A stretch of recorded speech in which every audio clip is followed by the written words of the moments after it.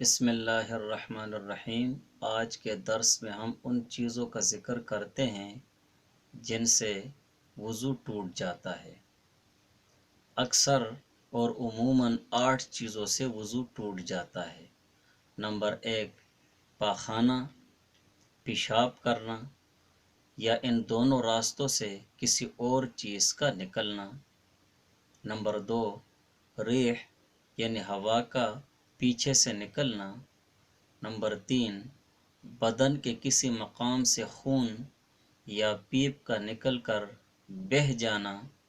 Number 4، منہ بھر کے قے کرنا۔ نمبر 5، لیٹ کر یا سہارا لگا کر سو جانا۔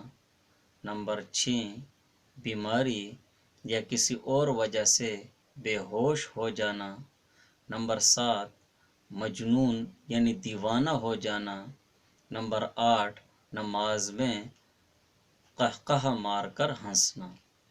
ان 8 چیزوں سے عموماً وضو ٹوٹ جاتا ہے، اور ان 8 چیزوں میں سے ہر ایک چیز کا الگ الگ تفصیلاً ذکر ہم انشاءاللہ کریں گے۔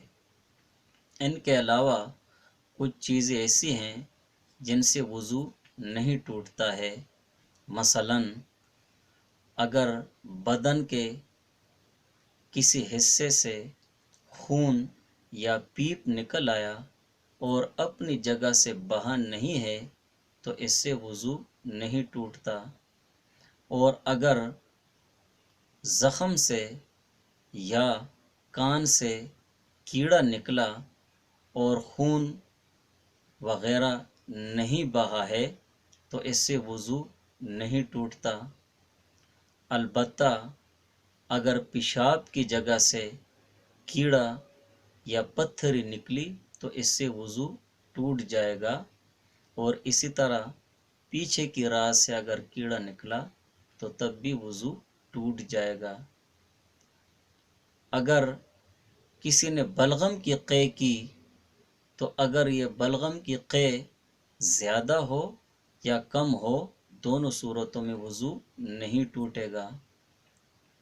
اسی طرح اگر کوئی شخص رکوع یا سجدے کی حالت میں یا قیام یا قاعدہ یعنی بیٹھنے کی حالت میں سو جائے تو اس سے وضو نہیں ٹوٹتا، بشرط یہ کہ یہ رکوع اور سجدہ مسنون طریقے کے ساتھ ہو، اور یہ سونے والا شخص چاہے نماز میں ہو یا نماز میں نہ ہو، دونوں کا ایک ہی حکم ہے۔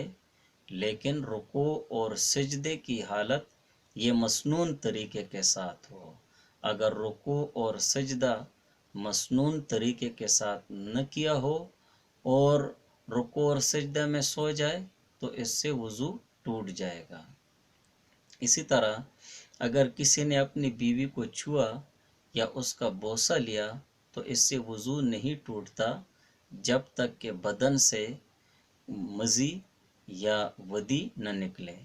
مزی، ودی اور منی کا ذکر انشاءاللہ غسل میں آئے گا، وہاں پر اس کی تعریف کریں گے۔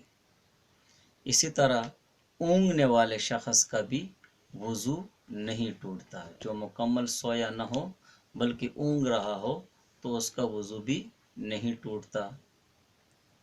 اسی طرح وضو کے بعد کسی کا سطر یعنی جسم کا وہ حصہ جس کا چھپانا ضروری ہے دیکھ لیا، یا اپنا سطر کھل گیا، یا بغیر کپڑوں کے برہنہ ننگے ہو کر غسل کیا تو اس کا وضو درست ہے، پھر وضو دہرانے کی ضرورت نہیں۔ البتہ بغیر سخت مجبوری کے کسی کا سطر دیکھنا یا اپنا سطر دکھانا گناہ کی بات ہے۔ باقی مسائل انشاءاللہ اگلے درس میں ذکر کریں گے۔